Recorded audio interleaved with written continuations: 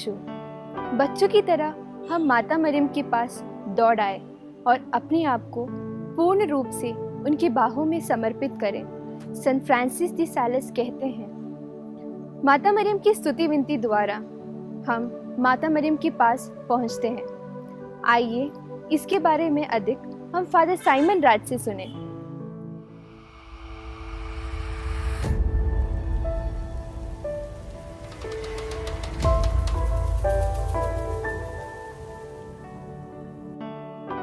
क्रिस्तीय जीवन में रोजरी माला विनती का बहुत बड़ा महत्व है।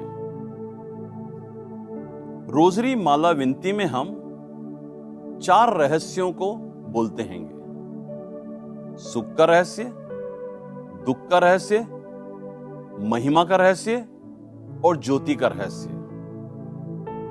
इन चारों रहस्य में हम प्रभु यीशु क्रिस्त के जीवन को और बारीकी से जानते हैं।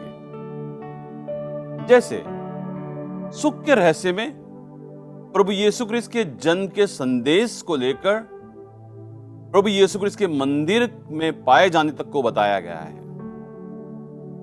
दुख के रहस्य में प्रभु यीशु क्रिस्त की जो प्राण पीड़ा होती है वो दुख से लेकर मरण तक की कहानी को स्पष्ट किया गया है। उसी प्रकार से महिमा के रहस्य में प्रभु यीशु क्रिस्त का जी उठना से लेकर माता मरियम का स्वर्ग में जाना और स्वर्ग में राज की मुकुट पाना, उसके बारे में बताया गया है। इन तीनों रहस्य के बाद संत पिता जॉन पॉल द्वितीय ने ज्योति के रहस्य को बताया और ज्योति के रहस्य में प्रभु यीशु क्रिस्त के जो आम जनता के बीच में जीवन था उसके बारे में दर्शाया गया है। जैसे प्रभु यीशु क्रिस्त ने बपतिस्मा लिया, काना में पहला चमत्कार दिखाया, स्वर्ग राज्य की घोषणा की और प्रभु यीशु क्रिस्त का रूपांतरण हुआ। साथ ही प्रभु यीशु क्रिस्त ने यूक्रिस्ट की स्थापना की। तो वास्तव में इन रहस्यों में हम लोग ये जानते हैं कि किस प्रकार से प्रभु यीशु क्रिस्त के बारीकी जीवन को अनुभव कर सकते हैं। इन चारों रहस्यों को बोलने के बाद में हम लोग माता मरियम से आह्वान प्रार्थना करते हैं। और यदि आह्वान प्रार्थना को आपने ध्यानपूर्वक सुना होगा तो सबसे पहले हम ये बोलते हैं, हे प्रभु दया कर, हे क्रिस्त दया कर। ये सब कहने का अर्थ ये है कि प्रभु सबसे पहले हम पर दया कीजिए ताकि हम माता मरियम की उन उपमाओं को जान सकें जो मां मरियम ने इस धरती पर कर दिखाया है।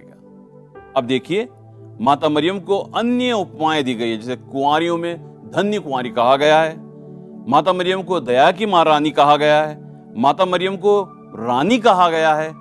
इसका अर्थ यह है कि माता मरियम को विभिन्न उपमाओं देकर यह दर्शाया गया कि माता मरियम कितनी महान है। संत पिता फ्रांसिस ने 3 और उपमाओं को जोड़ा है। वो है दया की मां, आशा की मां और प्रवासियों की मां।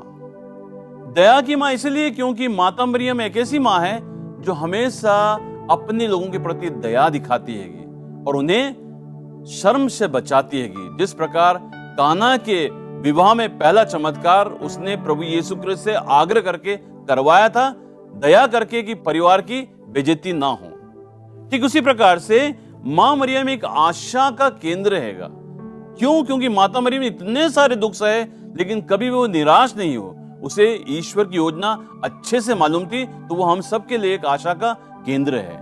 अब प्रवासियों के बारे में आप जानते हैं, प्रवासी इधर उधर भटकते रहते हैं। ऐसे समय में ईश्वर से वो दूर हो जाते हैं। क्यों उसे प्रवासी की मां कहा गया?